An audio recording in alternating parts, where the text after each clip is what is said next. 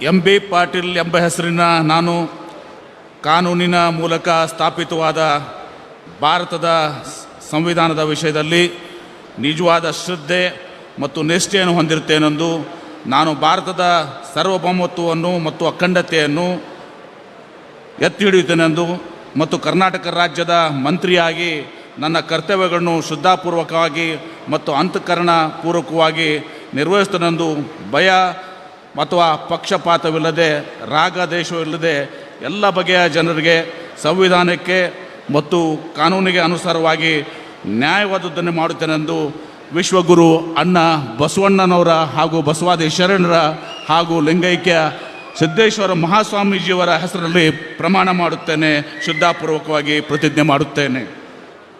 ನಾನು ಎಂ.ಬಿ. ಪಾಟೀಲ್ ಎಂಬ ಹೆಸರಿನ ನಾನು ಕರ್ನಾಟಕ ರಾಜ್ಯದ ಮಂತ್ರಿಯಾಗಿ ನನ್ನ ಪರ್ಯಾಲೋಚನೆಗೆ ತರಲಾಗುವ ಅಥವಾ ನನಗೆ ತಿಳಿದು ಬರುವ ಯಾವುದೇ ವಿಷಯವನ್ನು ರಾಜ್ಯದ ಮಂತ್ರಿಯಾಗಿ ನನ್ನ ಕರ್ತವ್ಯಗಳ ಯುಕ್ತ ನಿರ್ವಹಣೆಗೆ ಅಗತ್ಯವಾಗಬಹುದಾದ ಸಂದರ್ಭದಲ್ಲದೆ ಅನ್ಯಥಾ ಯಾರೇ ವ್ಯಕ್ತಿಗೆ ಅಥವಾ ವ್ಯಕ್ತಿಗಳಿಗೆ ಪ್ರತ್ಯಕ್ಷವಾಗಿ ಅಥವಾ ಪರೋಕ್ಷವಾಗಿ ತಿಳಿಸುವುದಿಲ್ಲ ಅಥವಾ ಬಹಿರಂಗಪಡಿಸಲು ಎಂದು ವಿಶ್ವಗುರು ಅಣ್ಣ ಬಸವಣ್ಣನವರ ಹಾಗೂ ಬಸವಾದಿ ಶರಣರ ಮತ್ತು ಶ್ರೀ ಪರಮಪೂಜ್ಯ ಸಿದ್ದೇಶ್ವರ ಮಹಾಸ್ವಾಮೀಜಿಯವರ ಹೆಸರಿನಲ್ಲಿ ಪ್ರಮಾಣ ಮಾಡುತ್ತೇನೆ, ಶ್ರದ್ಧಾಪೂರ್ವಕವಾಗಿ ಪ್ರತಿಜ್ಞೆ ಮಾಡುತ್ತೇನೆ.